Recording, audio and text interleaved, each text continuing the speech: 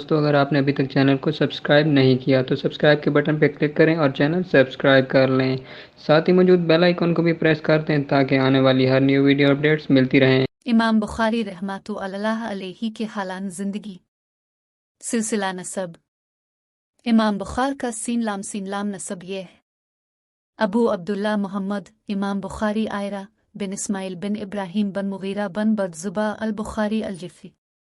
امام بخاری آئرہ کے والد حضرت اسماعیل آئرہ کو جلیل القدر علماء اور امام مالک رحمۃ اللہ علیہ کی شاگردی کا بھی شرف حاصل تھا۔ پیدائش: امام بخار 13 شوال 1904 20 جولائی 810 کو بعد نماز جمعہ بخارا میں پیدا ہوئے۔ امام بخاری آئرہ ابھی کم سن ہی تھے کہ شفیق باپ کا سایہ سر سے اٹھ گیا اور تعلیم و تربیت کے لیے صرف والدہ کا ہی سہارا باقی رہ گیا۔ شفیق باپ کے الفتے جانے کے بعد ماں نے امام بخاری آئرہ کی پرورش شروع کی اور تعلیم و تربیت کا اہتمام کیا۔ امام بخاری آئرہ نے ابھی اچھی طرح آنکھیں کھولی بھی نہ تھی کہ بینائی جاتی رہی۔ اس المناک سانحہ سے والدہ کو شدید صدمہ ہوا۔ انہوں نے بارگاہ اللہ میں آہذاری کی، عجز و نیاز کا دامن پھیلا کر اپنے لاسانی بیٹے کی بینائی کے لیے دعائیں مانگی۔ ایک مضطرب، بے قرار اور بے سہارا ماں کی دعائیں قبول ہوئیں۔ انہوں نے ایک رات حضرت ابراہیم خلیل اللہ علیہ السلام کو خواب میں دیکھا، فرما رہے تھے: جا اے نیک خو، تیری دعائیں قبول ہوئیں، تمہارے نور نظر اور لختن جگر کو اللہ تعالیٰ نے پھر نور چشم سے نواز دیا ہے۔ صبح اٹھ کر دال کے تھینگ کے بیٹے کی آنکھوں کا نور لوٹ آیا ہے۔ سبحان اللہ۔ حضرت احمد بن حفص آئرہ نے کہا کہ میں حضرت اسماعیل آئرہ کے پاس ان کی موت کے وقت گیا جو امام بخاری کی والد تھے۔ الف نوح نے کہا میں نہیں سمجھتا میرے مال میں کوئی روپیہ حرام یا شبہ کا ہو، یعنی آپ کی پرورش حلال مال سے ہوئی۔ حضرت ورقہ آئرہ فرماتے ہیں کہ امام بخاری آئرہ کو اپنے باپ کے ترکہ میں سے بہت مال ملا تھا۔ غنجار نے اپنی تاریخ میں لکھا ہے کہ ایک دفعہ امام بخاری آئرہ کے پاس کچھ مال تجارت آیا۔ تاجروں نے 5000 کے نفع سے اسے مانگا۔ پھر دوسرے دن کچھ اور تاجروں نے 10,000 کے نفع کی پیشکش کی تو امام صاحب نے فرمایا میں نے پہلے تاجروں کو دینے کی نیت کر لی تھی، آخر انہی کو دے دیا اور مزید 5000 کا نفع چھوڑ دیا۔ امام بخاری رحمۃ اللہ علیہ کو اپنے والد کی میراث سے کافی دولت ملی تھی۔ آپ اس سے تجارت کیا کرتے تھے۔ اس آسودہ حالی سے آپ نے کبھی اپنے عیش و عشرت کا اہتمام نہیں کیا، جو کچھ آمدنی ہوتی طلب علم کے لیے صرف کرتے، غریب اور نادار طلبہ کی امداد کرتے، غریبوں اور مسکینوں کی مشکلات میں ہاتھ بٹاتے۔ ہر قسم کے معاملات میں آپ رحمہ اللہ علیہ بے حد احتیاط برتتے تھے۔ حضرت ورقہ آئرہ فرماتے ہیں کہ امام بخاری بہت کم خوراک لیتے تھے، طالب علموں کے ساتھ بہت احسان کرتے اور نہایت سخی تھے۔ ایک دفعہ امام بخاری بیمار ہوئے۔ ان کا قارورہ، پیشاب کی رپورٹ طبیبوں کو چیک کرایا گیا تو الف نوح نے کہا یہ قارورہ تو اس شخص کا ہے جس نے کبھی سالن نہ کھایا ہو۔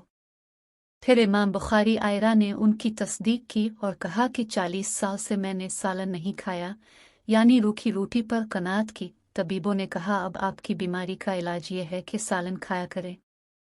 امام بخاری آئرہ نے قبول نہ فرمایا، بڑے اصرار سے یہ قبول کیا کہ روٹی کے ساتھ کچھ کھجور کھا لیا کریں گے۔ محمد بن منصور فرماتے ہیں ہم ابو عبداللہ بخاری آئرہ کی مجلس میں تھے، ایک شخص نے آپ کی داڑھی میں سے کچھ کچرا نکالا اور زمین پر ڈال دیا۔ امام بخاری نے لوگوں کو جب غافل پایا تو اس کو اٹھا کر اپنی جیب میں رکھ لیا۔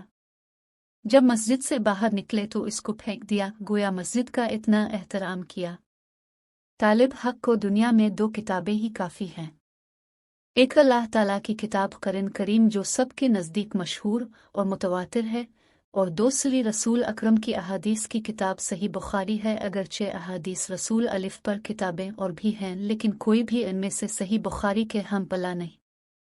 اسی لیے علماء نے صحیح بخاری کو الف سہل کتب بعد کتاب الف للہ کہا ہے۔ لہذا طالب حق کو یہی 2 کتابیں کافی ہیں، یعنی قرآن مجید اور صحیح بخاری۔ بخاری شریف کو اگر اسلامی علوم کا ونسا کلوبڈا کہا جائے تو بالکل صحیح ہوگا۔ وفات मोहम्मद बिन अबी हातिम वराक फरमाती हैं, मैंने गालिब बन जिब्रील से सुना कि इमाम बुखारी खुर्तन में उन्हीं के पास तशरीफ़ फरमा थे। इमाम बुखारी चंद रोज़ वहाँ रहे, फिर बीमार हो गए। इस वक्त एक एलची आया और कहने लगा कि समरकंद के लोगों ने अब आयरा को बुलाया है। इमाम बुखारी ने कबूल फरमाया, मोज़े पहने, इमामा बांधा, 20 कदम गए होंगे कि अलिफ नोहे ने कहा, मुझको छोड़ दो, मुझे ज़ुफ़ हो गया है। हमने छोड़ दिया। इमाम बुखार ने कई दुआएं पढ़े, फिर लेट गए। आपके बदन से बहुत पसीना निकला। 10 शव्वाल 256 बाद नमाज इशा आपने दाई अजल को लब्बैक कहा। अगले रोज़ जब आपके इंतकाल की खबर समरकंद और अलिफ तरफ में मशहूर हुई तो कोहराम मच गया। पूरा शहर मातम कदा बन गया। जनाजा उठा तो शहर का हर शख्स जनाजा के साथ था। नमाज ज़ोहर के बाद इस इल्म व अमल और ज़ुहद व तक़ू के पैकर को सुपुर्न खाक कर दिया गया। जब कब्र में रखा तो आपकी कब्र से मुश्क की तरह खुशबू फूटी और बहुत दिनों तक ये खुशबू बाकी रही। इब्न अबी हातिम आयरा, हम तो खुद अल्लाह ताला की मलकियत हैं और हम इसी की तरफ लौटने वाले हैं। 2-1-5 कल मन अलिफ नून ओ बका ओ जार बुकजार ओ अलिफ लजला लाम ओ अलिफ ला किराम। ज़मीन पर जो हैं सब फना होने वाले हैं, सिर्फ तेरे रब की ज़ात जो अज़मत और इज़्ज़त वाली है बाकी रह जाएगी। हमारा मकसद अब तक में नई मालूमाती वीडियो पहचाना है। मेहरबानी फरमाकर हमारे वीडियो को लाइक, शेयर और चैनल्स को सब्सक्राइब कर दें। शुक्रिया।